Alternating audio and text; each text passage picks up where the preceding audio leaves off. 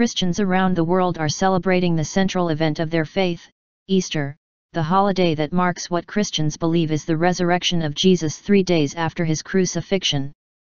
Pope Francis prayed for an end to the persecution of Christians in his Easter Sunday address, commemorating the students massacred by Islamist militants at Garissa University College in Kenya. Francis, after saying Mass for thousands of people in a rainy St.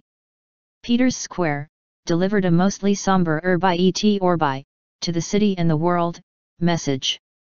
Attacks on Christians in Africa and the Middle East have been the grim backdrop of all Holy Week ceremonies leading up to Easter.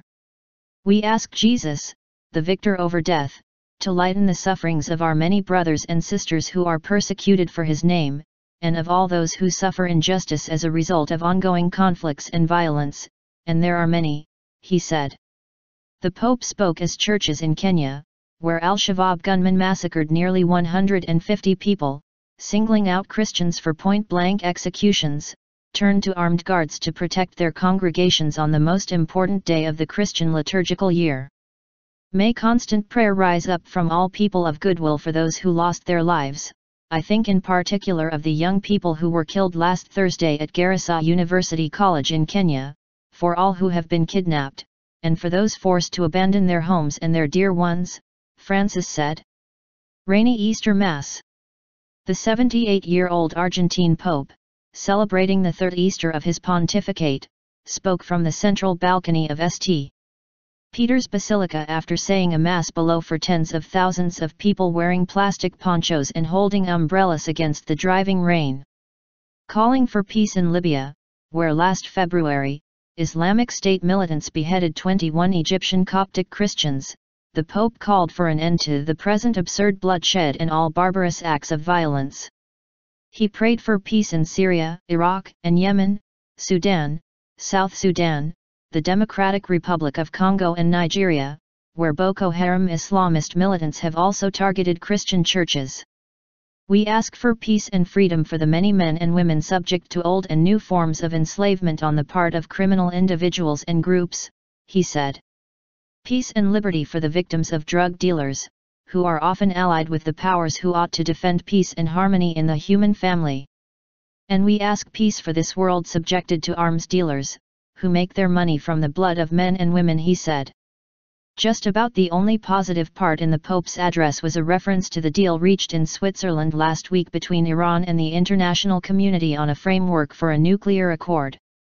In hope we entrust to the merciful Lord the framework recently agreed to in Lausanne, that it may be a definitive step toward a more secure and fraternal world, he said. In the United States, President Barack Obama and his family attended Easter services at the Alfred Street Baptist Church in Alexandria, Virginia, which claimed its history goes back to when Thomas Jefferson was in the White House. The church's website said it was founded in 1803 and a slave was baptized that year as its first black member. Easter celebrations in Jerusalem. Meanwhile, in Jerusalem, thousands of Christians gathered at the site many Christians believe Jesus was crucified and buried. Easter celebrations began in Jerusalem with a sunrise service at the Garden Tomb. Pilgrims sang hymns of the resurrection in the scenic garden, which resembles the place where Jesus was buried according to biblical accounts. Facing an empty tomb carved into a rock, they proclaimed that Jesus is risen. It was a more solemn service at the Church of the Holy Sepulchre in the Old City.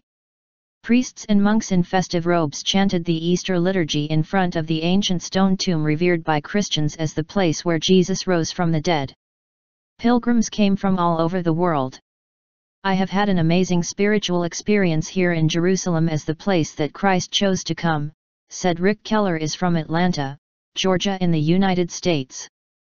There is a sense of connection here that is much greater than maybe a lot of places in the world. I think there is a spirit about this city. Shirley Realisa, who came from Manila in the Philippines, said, "It is a good feeling being here.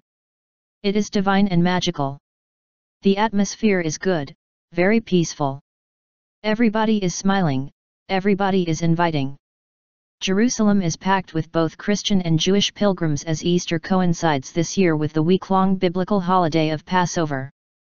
Christians believe Jesus Christ is the Son of God, and was resurrected from the dead in order to grant eternal life and forgiveness of worldly sins to his followers. In the United States, there are a number of Easter customs that Christians participate in, including attending sunrise church services, and dyeing and decorating eggs. Eastern Orthodox Christians celebrate Easter next week.